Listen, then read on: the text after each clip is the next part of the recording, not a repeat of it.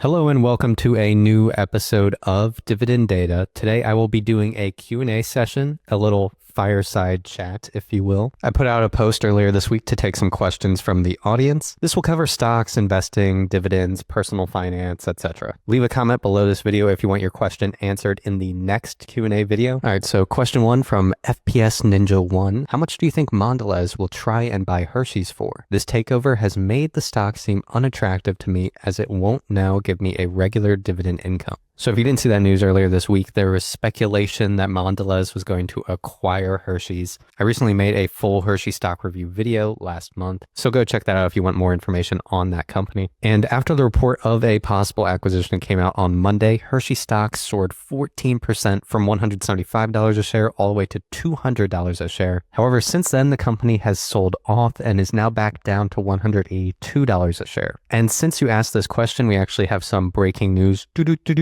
Breaking news. The Hershey Trust, which actually has 80% of the voting power at Hershey, they turned down the bid as too low. So it seems like this acquisition is less likely to happen. Plus, today, Mondelez just announced $9 billion in share repurchases. So it seems like they have come to terms with the acquisition likely not happening anytime soon, because that is a lot of money for buybacks that would likely hurt their financial position if they're trying a large acquisition of something like Hershey, which would probably have to be around $40 billion or more. But to go back to your question, you said this takeover made the stock seem unattractive to me as it won't give me regular dividend income. Well, I would disagree with that premise from the standpoint that Hershey is a dividend growth stock and Mondelez is actually a dividend growth stock as well. Now we know this deal is not likely to happen, but if it did happen, then it would either have been a full cash buyout of Hershey stock or you would have gotten shares in Mondelez. And if you did get shares in the combined company, then they would likely continue to be a dividend growth stock. I'll put a chart right here for the dividends of Mondelez and Hershey, and you can see that they are both dividend growth stocks. Sorry if I haven't been pronouncing that, by the way. I don't know if it's Mondelez or Mondelez. I don't know. But they're actually a larger company than Hershey at around an $80 billion market cap compared to a $35 billion market cap. But if I was an investor in Hershey, I actually would be happy that the deal did not go through because in my opinion, I do think Hershey has a better business and brands compared to the other company. I'm also a little biased in that Hershey is a somewhat local company to me, East Coast US. In terms of brands, I really don't think it's a comparison. Hershey crushes it. Question 2, do you own any real estate? Personal or income generating? And this is a two-part question, so I'll come back for the second part.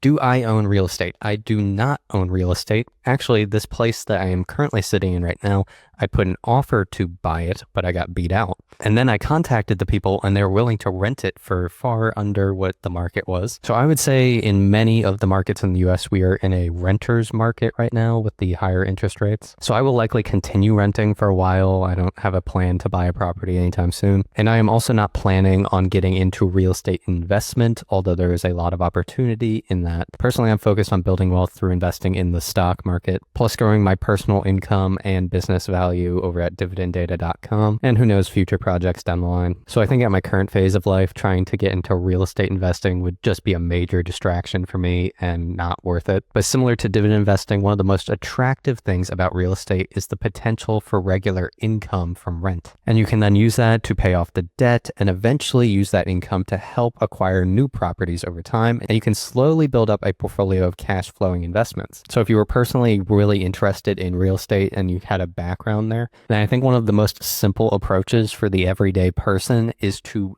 buy a property over time, start paying it off, and then you keep it. You don't sell when you upgrade or move to your next house. And then you keep that property as a rental. And then what do you know, 30 or 40 years later, you might have 5 properties that could be mostly paid off and pay you cash flow. But what I will say about real estate is it's a much more active process and you have to be way more involved compared to something like investing. The stock market is a very hands-off approach and it's very liquid, meaning you can buy and sell out of it at any time. Plus you don't have to do repairs or hire people to manage your properties. So in my opinion, investing in the stock market and businesses in general is a much superior way to acquire wealth. And if you do want the income, a dividend investing approach is often a great solution. There you can get a portion of the profits of some of the world's best companies, and you don't have to do any of the work. You are an owner. Welcome to the ownership economy. And you can do that by researching and finding individual dividend stocks, which is something I often like to do. Or if you don't really want to get that into investing or anything, then you can just follow a simple ETF approach and maybe add a couple individual stocks over time. So to go back to the first part of that question, if I was to buy real estate, it would likely be for personal, but I'm not really planning on doing it anytime soon at my current phase of life. What I find attractive about owning a property is the financial freedom aspect of once you have the property fully paid off,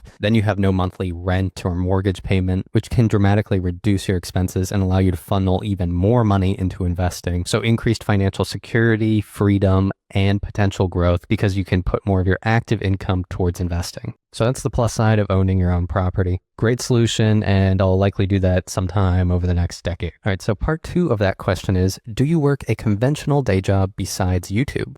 The answer to that is no, but I would not consider YouTube to be my day job. I would actually say running and building dividenddata.com is more my day job. Now that is highly connected to my YouTube channel. As you can see, I use dividenddata.com often throughout all my videos. And if it wasn't for this YouTube channel, I likely would have never started that as a project. But the overwhelming majority of my income comes from dividenddata.com, and that definitely would be my main business. So no, I don't have a conventional day job, and that is something that I prioritized a lot coming out of college. I always was into entrepreneurship and had various side hustles or, small businesses that I was working on at any time. So rather than getting a software engineering, software development, or data science job, I decided to go all in on YouTube and dividenddata.com. It's definitely a different lifestyle. I would not say I work less. I probably actually work more, but I feel way more engaged in the actual work that I do. I enjoy it. I'm excited by it. It's fun to learn and build new things. It's enjoyable to do research for a video on the channel or learn a new programming technique to build something on dividenddata.com. I really have learned so much more than I think I would have from doing a job out of college. And now I'm actually making more money too than I likely would have at a software job, unless I got some crazy job at like Google or something like that. But at the time, I did not have the skill set for that. Now, after increasing my skills so much with developing dividenddata.com all by myself, I probably have a better skill set that I could get a little bit of a higher paying job if I had to go in the market. But out of college, I would have been entry level for sure. So yeah, thank you guys for your support on YouTube and on dividenddata.com.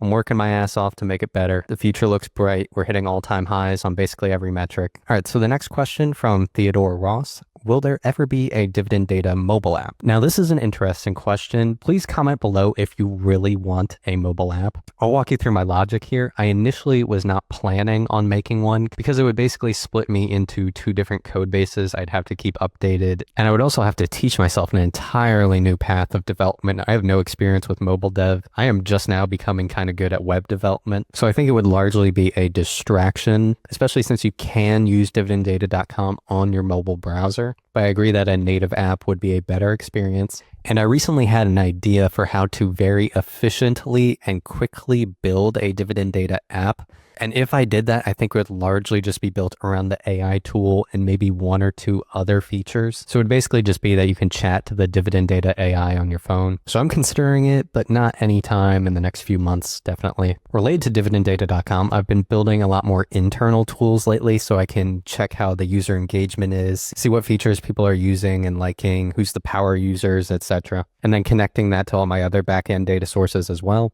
So that's my main focus at the moment. I just put out a new update to dividenddata.com as well, just organizing the sidebar more and basically adding some things that I think will be more scalable for the future. By the way, I'm going to be adding a ton more guides so that people know how to use the AI analyst and even the stock analysis and portfolio tracking tool as well. Some of those will be full videos on the YouTube channel and others might just be unlisted, and I have them available on dividenddata.com because I know there is a segment of you who enjoy my analysis and personality, but hey, don't want to support my website, which is fine. Even though I'm telling you guys, it's getting good. It's getting good. You're going to want to join. In fact, if you are one of those people, boom, I'll throw a deal right now. If you click the link in the description, you can get your first 3 months for the price of 1. That's right, 3 months for the price of 1. And then after that, you go to the normal monthly price. But hey, that's a pretty sweet deal for 3 months. All right, so the next question from, I have no idea how to say that name. Would you prefer if a company paid a 2% yield with 10% dividend growth, but no buybacks, or a stock that does a 5% buyback a year, but no dividends? So I will answer the question, but first let me just frame it. in that this is not really how I think about investing at all. I think about investing in terms of analyzing the individual business you're investing in. So my analysis would come from their business model, financials, and all of the unique financial characteristics of that business. How's their free cash flow doing? Is it growing? Is revenue growing? What kind of debt position are they in? Do they have a lot of cash? What are they doing with all this free cash flow they're generating? Are they giving it back via dividends, share repurchases, both? So that's really how I think about it. It's all about the businesses. And I think when you bring it down to little metric comparisons like this, it really kind of is divorced a little bit from reality. So this question's actually pretty hard to answer in terms of I would probably want the company that is able to return more capital to shareholders. 5% buybacks a year is pretty insane, and it's rare that a company can do that.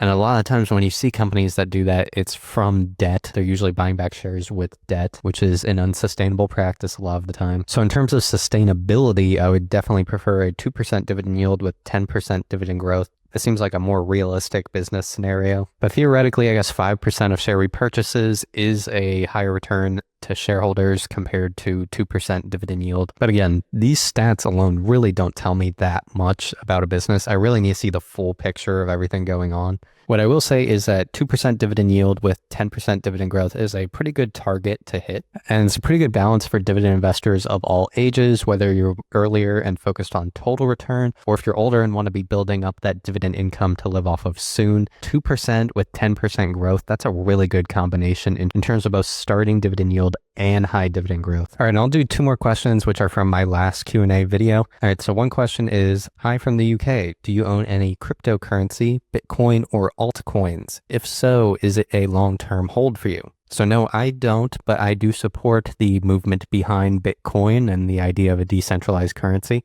Bitcoin has crushed it lately, just crossed $100,000. I don't own it for the Warren Buffett logic of it's not a productive asset. And I do think over the long term, productive assets, meaning businesses or real estate, anything that provides you a cash flow will compound at a much higher rate compared to a non-productive asset, whether that's a commodity like gold, silver, etc., or one of the newer versions, Bitcoin. But Bitcoin right now is at a phase of speculation where it could continue to go up a lot, especially if it does become digital gold, which is the goal. The market cap for Bitcoin is around $2 trillion, and gold, the last time I checked, was a $27 trillion market cap.